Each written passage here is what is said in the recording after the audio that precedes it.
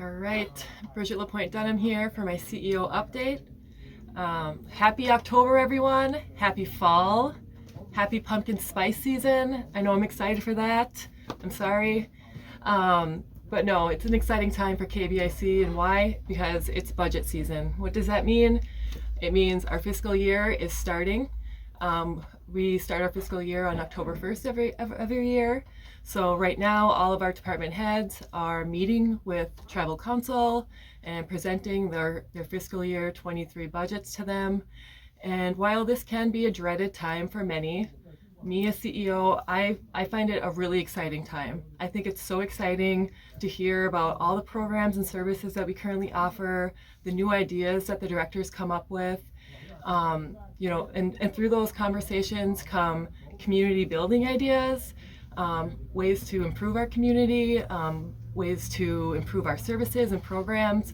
So again, it's just a really exciting time. I can't wait until the budget is approved and we can kind of talk about, things that have changed throughout the conversations and the meetings.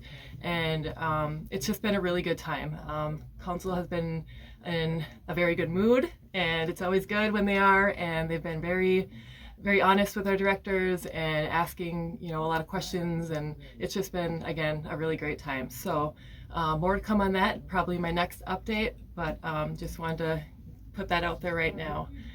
Speaking of directors, our health administrator director is starting on Tuesday, October 11th, and that is Deanna Fukel. She comes in with over 25 years of nursing experience, and director experience working for a home health organization. And her goals just aligned with mine and our assistant health administrator. And we want to get into homes more again. We want to do those home checks for our elders, home visiting programs, start that up again for our mothers. And we're just really excited for her to get on board and get her feet wet and just really serve our community. I just got out of a meeting with Gunlack Champion and OHM advisors, who are kind of like a surveying company, consulting company for building infrastructure and different kind of homes and buildings and things like that. And what we met with them about was myself and some housing staff. It's about 3 different sites in Baraga County and on the reservation for more low-income housing. One being our supportive housing unit that is going up in housing right off of, I want to say, Superior Street here in Baraga. And that's about 8 to 10 housing units for those that need supportive housing. We have a launch site that we are building or planning infrastructure for, and that's 30 acres. That's going to provide 20 lots for tribal members to build homes.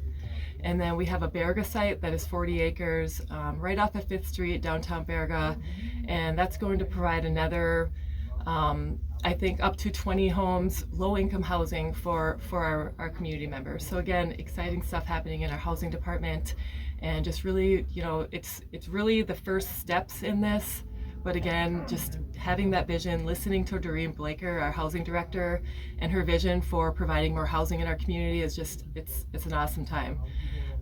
Next, after that, the pie in the sky, the pipeline dream, is Marquette. We're going to address Marquette, provide some more housing down there, especially those 1-2 bedrooms. And that's the goal there. So more to come. The conversation has begun. I mean, it's been going on. And I'm just excited to provide that update to you guys. Our youth department has released their October calendar, and beading class starts tonight, 5 to 7 at the youth center. No school activity days will be on October 14th, and then look for those more as the school year progresses. John Hebert, our youth director, has a bunch of fun ideas planned for the kids and his staff, including this month they're going to visit the Howell Scream Haunted House. That's later in October. And then we also are providing different kinds of services and programming. One being on October 26th, we are going to provide a youth suicide prevention training. So look for that. And then obviously it's Halloween season, so our youth Halloween party is planned for Sunday, October 30th at the Youth Center. So like I said, his calendar is out. Look for that. Any questions on anything, call the youth office, reach them on Facebook. They're always there. Natural Resources has an open house planned for Friday, October 14th. This is really a day-long event. They have tons of activities planned. They're really excited to get people out. I'm going to allow our staff, our government staff, to take a couple hours out of your workday and go visit it. Go see what's going on over there, because the work they put into what they got going on at their community garden, their fish processing center, all kinds of stuff going on over there, and they're just excited to show you and tell you about their work. They're really passionate. We have a passionate crew over there, so definitely check that out. I was able to attend the Nature Conservancy Great Lakes Trustee Summit last week with Evelyn Ravindran and Aaron Johnston, our wildlife biologist.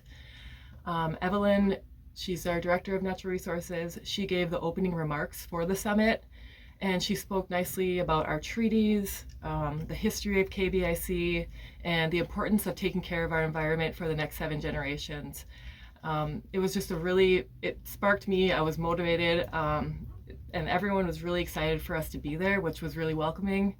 But you know what? If you ever have questions or want to learn more about our environment and the importance of it, and just the other things that I just mentioned, our treaty rights, the first treaty, the history of KBIC, reach out to Evelyn. She is such an asset and a resource for our community, and all the knowledge that she holds. And she presents it and she explains it in such a patient and peaceful way that you're really able to understand and absorb it. So again, I would definitely reach out to Evelyn if you ever have questions about our Natural Resources Department or just our natural resources in general. Very lucky to have her in our community. Coming up, our government offices are closed on Monday, October 10th. It is Indigenous Peoples Day. So we're gonna, kick back and, celebrate that day, celebrate ourselves, and celebrate our history. So we are closed Monday, October 10th. This month is also Community Economic Development Month. Very important for a tribal community is economic development. So I have tasked our Assistant CEO, Jennifer Missigan, to come on air, to come on Indigenous Insights this month and really talk about the importance of economic development in our community. What is it? Why is it important? And how do we make it happen? Because without it, we don't have businesses, we don't have jobs. So that's definitely, that's on our list to do, is to enhance our economic development here and grow. So I'm really excited for her to come on air and really explain that to you, to everyone here. Again, this month again is Breast Cancer Awareness Month. So we will be doing a little pink event. I know the casino has some pink events and shirts for their staff and things like that. So again, Breast Cancer Awareness Month, October, all good stuff. And last but not least, October is Domestic Violence Month. And as usual, our OVW Transitional Home is putting on the 13th annual Domestic Violence Walk in memory of Chelsea Lafreniere tomorrow, October 7th. The walk begins at 11 a.m. and I think they're going to wrap it up around 4, but in the middle of that, they are holding a feast at the Keweenaw Youth Building. So please check that out. Go eat some great food. I think they're going to do a little talk. Their staff is going to talk about, some upcoming goals and what's going on in the home. So going to be a great day. And there is day of registration. So if you haven't registered online, no problem. There is day of registration and you will receive a t-shirt and a goodie bag. They have more than enough for everyone that they, estimate coming out. So you won't miss out on any of the goodies there. And I talk to my mom every year about this walk, and she always hopes for great weather. And it just always seems to be, a day that the weather just doesn't cooperate well. So bundle up tomorrow. I think it's going to hit maybe the 50s tomorrow. So I would definitely bundle up if you plan on walking. And again, I allowed our employees to take some time off, participate in the walk, participate in the feast. So we're really excited about that. Another big thing happening tomorrow, I want everyone to look out for, and ongoing, our community newsletter, as I mentioned in my last update, is back, and we're going to launch it in November. So we are just putting out an announcement for people to submit news, submit events, submit ads. If you're running for tribal council, there's your chance to put in an ad or put in a little blurb about yourself, a photo. We're really excited to bring that back and enhance our communication amongst our community members. And then last but not least, on Saturday, October 8th, there is a tribal council meeting in Marquette at the Casinos Convention Center that will begin at 9 a.m. as usual. Typically, council would have meetings in Marquette, I think every quarter. Since COVID, they kind of got away with that, but we're bringing it back. This is our first one in a long time, so we're excited to see our Marquette community members, and we just hope that we can see some of them, and maybe some will be there in attendance. And again, just happy we can put on a meeting again in Marquette. So that's my update for this week. I will be back in 2 weeks. Hopefully with more on the budget and some more events happening, but thanks for listening.